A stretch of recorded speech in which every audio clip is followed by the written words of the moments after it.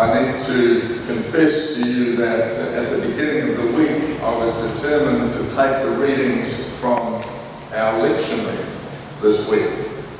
And so I dutifully found what those readings were, and they are the readings that you have heard read. And so I spent 2 days crafting together a sermon based around the story that you have just heard, which is very complex. And I stubbornly went on saying to myself, I will not give in to all this craziness that's going on and do something on the virus or what's happening to us. But further the week went on, I realised that God's message for us this morning was actually staring me in the face, and that the other reading that I had ignored, namely Psalm 23, was the message that you needed to hear today. So I abandoned my stubborn course, and in the last 48 hours have put something together. Let's call it a homily this morning, because it's a little bit different.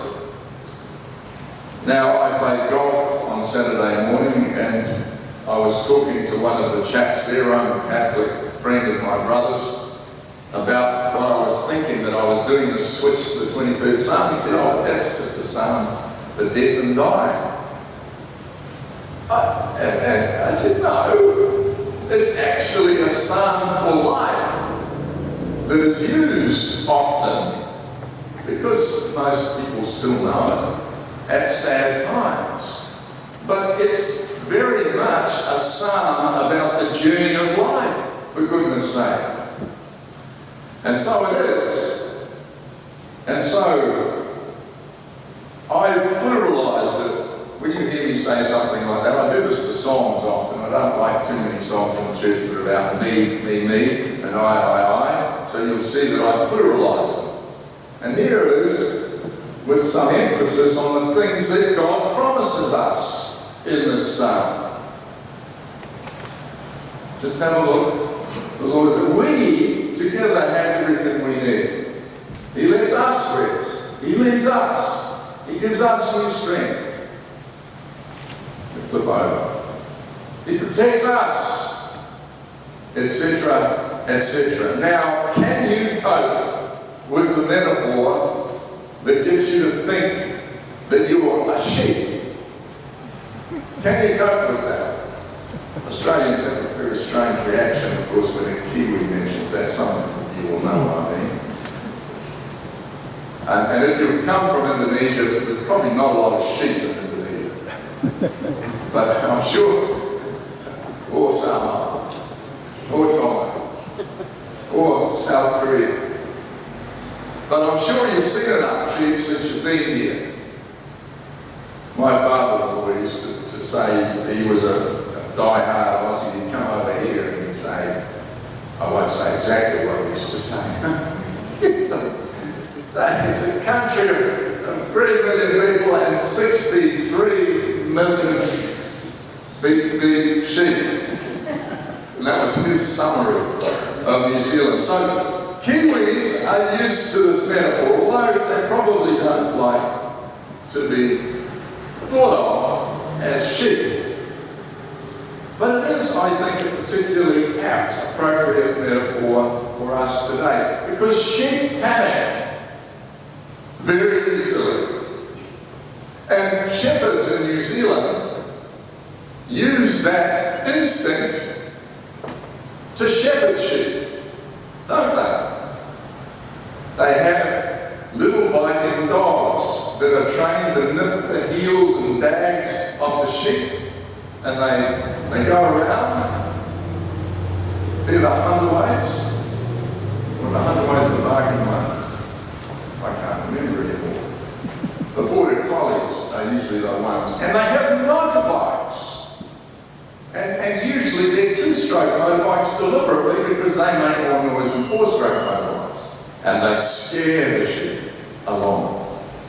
But that is not the way our Good Shepherd operates, is it? You've got to think about the sheep, the herd, the flocks of sheep in Israel, in Palestine, and even today. The shepherd leads the sheep. He calls them. He's not like this dude here with his dogs on his Yamaha scaring the sheep into obedience.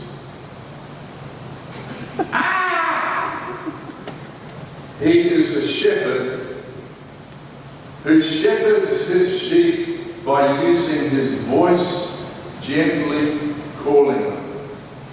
And the sheep know his voice and follow him. Isn't that a wonderful metaphor? Isn't that a wonderful picture?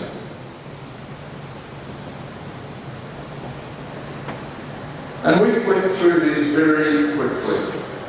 Don't panic. Why? I was tempted as I drove to work this morning. I was thinking, should we get some pasta and rice in just in case we get locked in our homes? Don't panic, because he has promised to supply us what we need. To be owl-like or ant-like, to be sensible at these times. He has promised. Not that it's going to miraculously appear in our cupboards, but we need to be sensible and really rely and rest on the fact that when it all comes down to it, we might just be like that old lady in the Herald. An egg, what did she say? An egg, some bread, and a cup of tea is a meal, and I will be satisfied. Another promise in this psalm is that he gives us new strength. And for us, that may be new reserves of patience. That might be the kind of strength we need right now. New reserves of the ability to actually care for others. That's the kind of strength we need from God now. And he will give it to us. Compassion. How is the depth of your well of compassion? God can give us strength to renew those things. His ways are not our ways, but he guides us in the right paths. Don't make any hasty decisions. Follow his voice. He will guide you in the right paths. The paths where you will be effective for others. The paths that will keep you safe and will point you to a future that he has for you. Even though we go through dark valleys, and some of us will be, some of us may well be, and I know some of our people who haven't come today haven't come because they've got cold-like symptoms. Maybe that's happening now, certainly for those in Italy and Spain and in other places. His promise is that even in those times he doesn't desert us. He is there with us. His protection and rescue is strong. Here's something you can smile about this. The rod and staff are there. The rod was to protect the sheep. The shepherd, the wild dogs in Australia, or here we have wild dogs. The lions, the mountain lions. The staff was there to protect. We've got to watch for the equivalent of those things. And the staff was like the shepherd's crook that rescues the sheep when they get into trouble. You see how the psalm is packed full of things for our journey right now. Not winding it up, folks. We're nearly there. You prepare a banquet for us. What is this metaphor? It's probably not that at this time. But it will be surprising things that happen maybe when we get locked in our homes. Maybe it's already happening for some of us that are working from home. We're discovering new dimensions to life. We're discovering the beauty of solitude.